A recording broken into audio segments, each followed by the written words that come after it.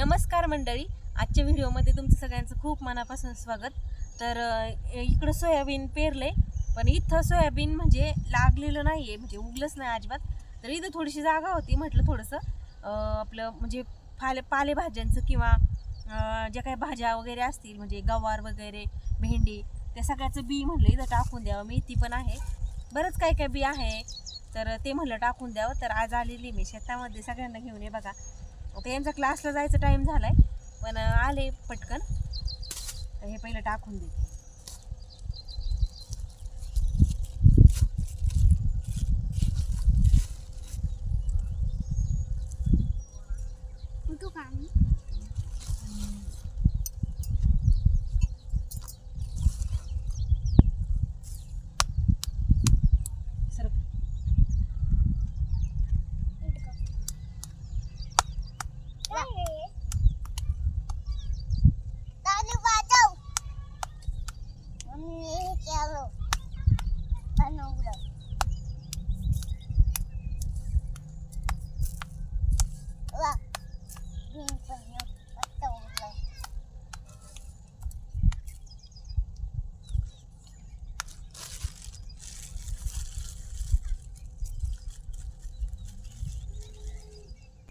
भाज्यांचं बी टाकल्यानंतर ना मी लगेच कुदळीने म्हणजे वरची माती खाली आणि खालची माती वर असं म्हणजे हलवत होते, कारण मी मागच्या वेळेस जेव्हा म्हणजे बी टाकलं होतं ना माझ्याकडून चुकून म्हणजे असं म्हणजे हे करायचं राहिलं, काकऱ्या वगैरे घ्यायच्या राहिल्या।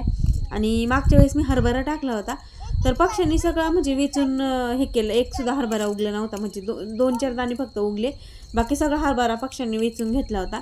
तर त्याच्यामुळे मग आता पालेभाज्या आहेत म्हणजे मेथी गवार वगैरे जे काय आहे ते सगळं पक्षी वेचून घेतील ह्या भीतीने मी म्हणजे आता लगेचच खालची मातीवर आणि वरची माती खाली करत होते, म्हणजे आज उद्या पाऊस आला की 2-4 दिवसामध्ये ह्या भाज्या सगळ्या उगून वर येतील आणि मस्त अशा भाज्या आपल्याला पितृपक्षामध्ये खाण्यासाठी अवेलेबल होतील म्हणून। कारण पितृपक्षामध्ये मागच्या वेळेस मला चांगलं आठवते म्हणजे कोणती भाजी अवेलेबलच होत नव्हती, आणि ज्या काय भाज्या आहेत त्या भाज्यासुद्धा खूप जास्त महाग होत्या आणि खराब भाज्या असायच्या तरीसुद्धा घ्याव्या लागायच्या, कारण कडधान्य किती दिवस खाणार। तर त्याच्यामुळे ह्या वेळेस मी अशा भाज्या टाकल्या ज्या पितृपक्षामध्ये खाण्यासाठी येतील। तर अजून खूप जास्त म्हणजे दिवस टाईम आहे, अजून जवळजवळ 1-1.25 महिना टाईम आहे। तर 1-1.25 महिन्यामध्ये कोणत्याही भाज्या म्हणजे येतीलच, त्याच्यामुळं मग मी आताच टाकून देते। तर म्हणजे त्यावेळेस नेमक्या भाज्या येतील खाण्यासाठी, मग एवढं काही म्हणजे त्रास नाही होणार। आणि ना मोठ्या माणसांचं काही नाही बरं का, मोठी माणसं कशी पण म्हणजे कडधान्य वगैरे खाऊ शकतात, पातळ वगैरे भाजी, पण ना मुलींचं खूप जास्त त्रास होतो, कारण की त्यांना ना म्हणजे डब्याला वगैरे भाजीच कोणती म्हणजे अवेलेबल होत नाही, आणि जी काही भाजी आहे ती खूप जास्त महाग असते आणि खूप जास्त खराब असते। मग ते एवढी भाजी होते आणि ते पण खूप जास्त महाग, कुठेतरी हिंडल्यानंतर एखादी दुसरी भाजी मिळते, आणि खूप जास्त महाग भाज्या त्या महिन्यामध्ये असतात पितृपक्षामध्ये। कारण की गवार भेंडी आणि मेथीची वगैरे म्हणजे भाजी, परत अजून काय आळूची पानं वगैरे खूप जास्त महाग असतं त्यावेळेस, म्हणजे विकत जरी घ्यायला गेलं तरी खूप जास्त महाग असतं।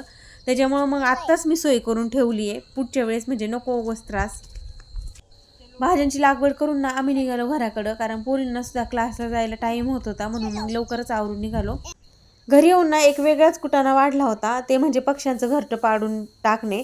तर मला सुद्धा आनंद होत नाही बरं का पक्ष्यांचं घरटं पाडताना, पण इथं म्हणजे आमच्या अगदी घराच्या जवळच त्या घरटं वगैरे बांधतात। आता घरटं बांधल्यानंतर तिथं अंडी वगैरे घालणार, मग सापसूप वगैरे त्याची पण भीती वाटते, आणि म्हणजे चिमणी वगैरे म्हणजे घराच्या अगदी आसपास असली तर होपा वगैरे सुद्धा होण्याचा म्हणजे पिसवा वगैरे त्याचासुद्धा खूप जास्त त्रास म्हणजे जाणवायला लागतो लगेच। आणि दुसरी गोष्ट म्हणजे ते घरटं म्हणजे ते वायरच्या ह्याला बांधतात, त्यांना सुद्धा शॉक लागायची भीती आणि आम्हाला सुद्धा शॉक लागायची भीती। तर ह्याच्यामुळं मग मी घरटं पाडत होते, मी किती वेळा पाडलं तर रोज ते घरटं म्हणजे घेऊनच येतात। आता मला सुद्धा त्रास होतोय बरं का हे घरटं पाडताना, पण काहीच विलाज नाही, मी स्वतः उन्हाळ्यामध्ये पक्ष्यांना पाणी पिण्यासाठी ठेवते आणि म्हणजे धान्य वगैरे ठेवते पक्ष्यांसाठी। तर मला सुद्धा हे म्हणजे करताना एवढा आनंद होत नाही, पण हे नाविलाज असतं, करावं लागतं आमच्या सेफ्टीसाठी आणि त्यांच्या सेफ्टीसाठी सुद्धा। तर नंतर संध्याकाळी ना मस्त अशी सगळी फॅमिली एकत्र बसून जेवलो आम्ही। आता संध्याकाळी ना फक्त लाईट वेट म्हणजे असा डाळ भात वगैरेच केला होता, आणि संध्याकाळी आम्ही जास्त कोणी खात नाही एवढं, कारण संध्याकाळी 5 वाजता आल्यानंतर मुलं खाल्लेलीच असतं त्यांना काहीतरी। तर त्याच्यामुळं मग थोडंसं 9 वाजता आम्ही सगळेजण जेवलो। तर चला, असा होता आमचा आजचा दिवस।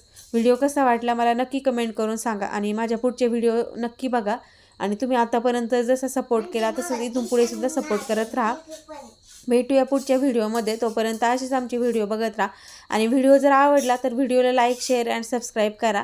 भेटूया पुढच्या व्हिडिओमध्ये आणि आमची फॅमिली कशी वाटली ते पण मला नक्की कमेंट करून सांगा.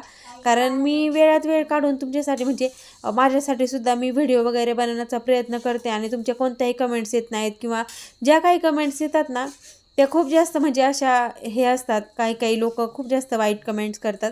तर वाईट कमेंट्स न करता आमची फॅमिली, आमची सगळी म्हणजे हॅप्पी फॅमिली बघत राहा आणि असेच छान छान कमेंट्स करा म्हणजे मला पण आनंद होईल. चला बाय.